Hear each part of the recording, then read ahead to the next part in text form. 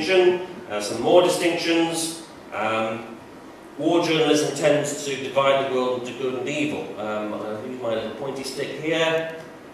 And the Democratic Republic of Evil was formerly good. So the labels can switch over time. There was a period when Saddam Hussein was our friend. Whereas peace journalism tends to look at both the good and the bad in all the parties, as per the Abu Ghraib case here. War journalism tends to concentrate on military leaders. Here's the men with the guns in the background. Peace journalism hears from people at the grassroots of conflict. There's some more distinctions. Another one is this. This is the edition of Newsweek from just after 9/11. And Newsweek are in an interesting position, given that it is a global publication, but of course in New York also a local publication. And as you can see, it's making an attempt to ask that question, why? The question why, once described by an author, James Carey, as the dark continent of American journalism. But it had a go, as did Time magazine, for that matter, with something very similar in the same edition, same dated edition. And next day, as you can see, it was scolded by, yes, Mr. Murdoch, through the New York Post, for thinking, as it put it, dubiously deep thoughts. And this sentiment was echoed by Richard Pearl, the chairman at that time of the Defense Policy Board of the Pentagon, also known to many of us as the Prince of Darkness. And he says this: we need to decontextualize terror. Any attempt to discuss the roots of terrorism is an attempt to justify it. It simply needs to be fought and destroyed. Now, that is, in a nutshell, the ideology of the war on terrorism. It's possible to believe or to think that you can wage a war on terrorism only if you decontextualize it.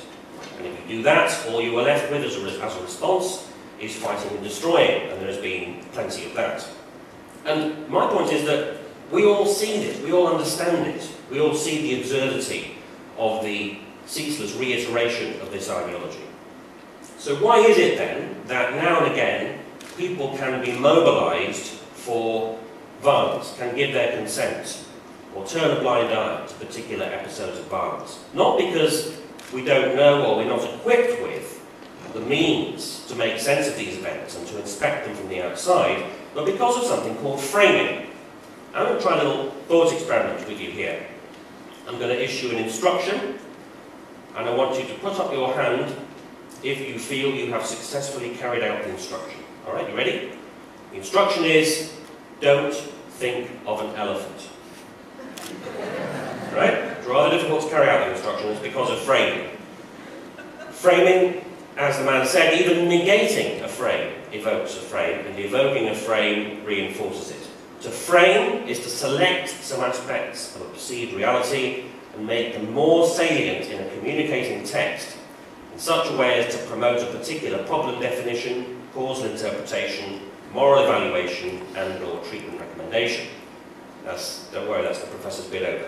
There'll be no more of that. But it's an important point, and it speaks to how we can become distracted from what we actually know. If we took a step back and thought carefully enough about it, we would know that we were hoodwinked over weapons of mass destruction in Iraq. We would know how ridiculous it is to suggest that political violence can be decontextualized.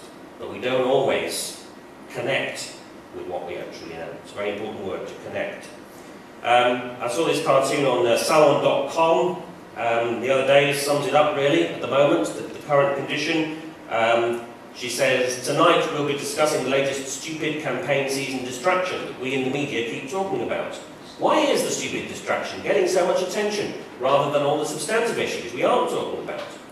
And they go on, and he says, or she says, if the stupid distraction is perceived as important, we have no choice but to discuss it further. The entire process is completely out of control. We have nothing to do with any of it.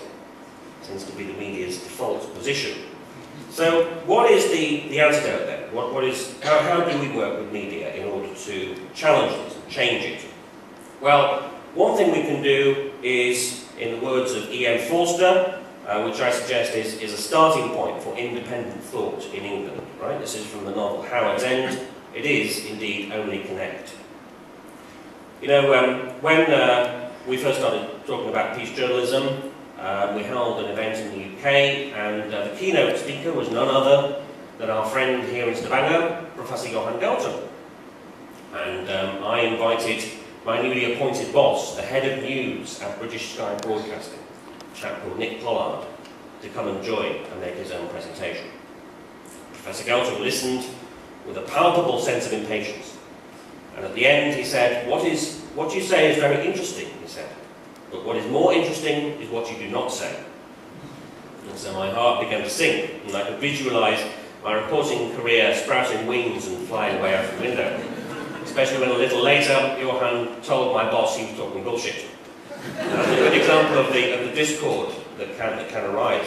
But a very productive discord. Because what we're facing, and the reason why it seems so difficult to bring to bear the consensus we can reach among ourselves on the hidebound institutions, such as those of politics and the media, is not because of open resistance, but because of what Johan calls unarticulated resistance. And the name of the game is to get that resistance to be articulated. Then it can be inspected, exposed, undermined and deconstructed. So what we need from the panoply of promising media initiatives, the TRANSCEND media service, which we've been discussing here, dare I say even the Peace Channel, which is a most welcome initiative. What we need from them is not only peace journalism, but it's also something to point out why we need peace journalism. Something to point out and draw our attention to what we are missing in the process of framing, to give us a vantage point from which to inspect propaganda on the outside. Then we can be reinforced and strengthened against having our consent obtained for periodic episodes of violence. We need to wake up. We need to wake up, for example, to the fact that the latest invasion is already underway. Today's news in the London Guardian newspaper is that American forces in Afghanistan are now operating with an executive order signed by President Bush, allowing them to invade Pakistan as well.